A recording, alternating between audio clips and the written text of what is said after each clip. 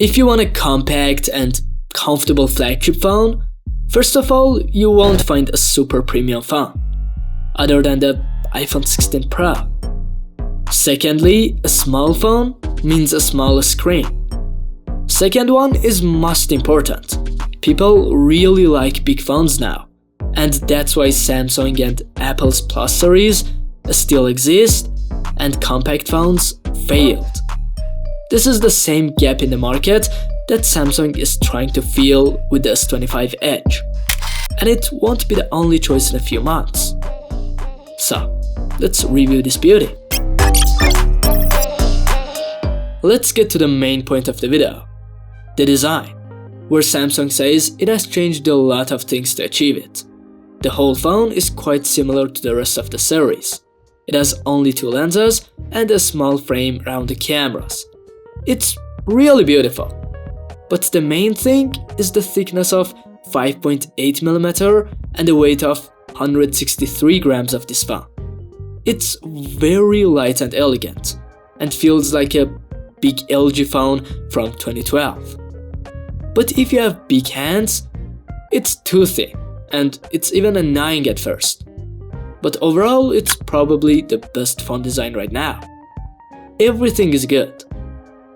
The back panel is Gorilla Glass Victus 2, the frame is titanium, and the front panel is protected by Gorilla Glass Ceramic 2, which is much advertised for its impact resistance.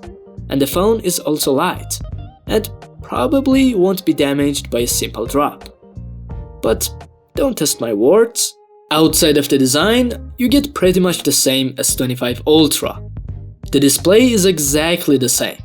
Dynamic AMOLED tweaks, sharp, bright, and of high quality, which has really no problem except for the fact that it is not 10-bit.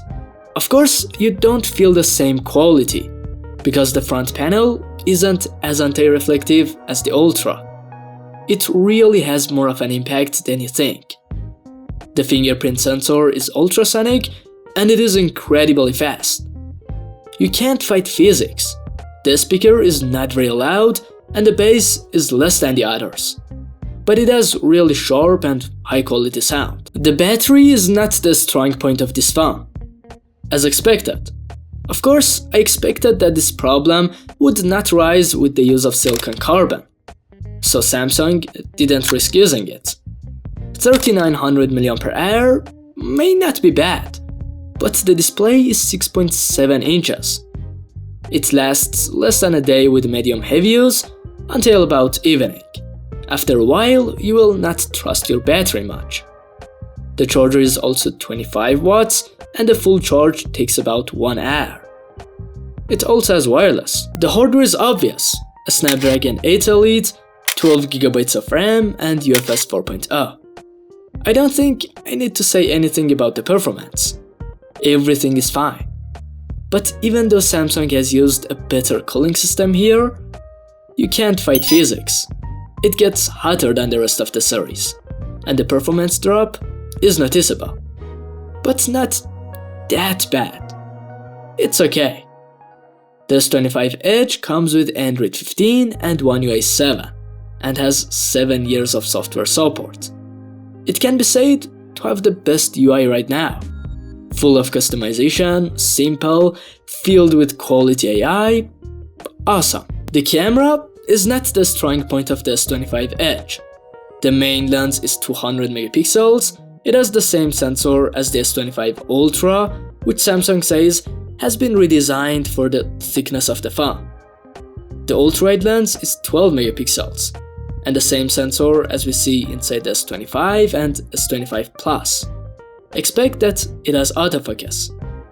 The selfie is also 12 megapixels, like the entire series. The photos in daylight have very good dynamic range, medium detail, and accurate and saturated colors. If the light is very good, the 200 megapixel photos are also usable and gives you more detail. Although overall it is not great. You don't have a telephoto, which is a big negative, but everything is really good up to 2x zoom. The ultra-wide photos have medium dynamic range, detail and sharpness could be better, but the colors are good. You can also take good macros with it. Portrait photos are really good.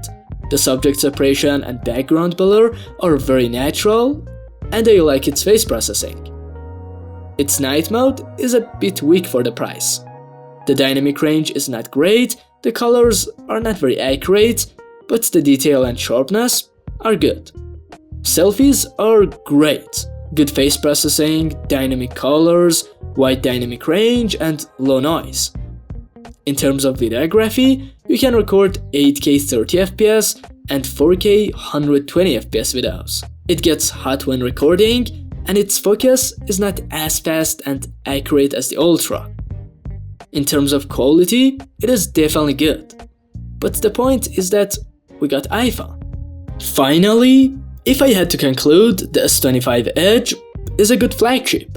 Thin, special, high quality, but it's not really worth $1,100. Maybe the next one will, but considering the heating, battery, and camera, not now. Thanks for watching. If you like this video, like it, and if you like my content, subscribe to my channel. Goodbye, see you next video.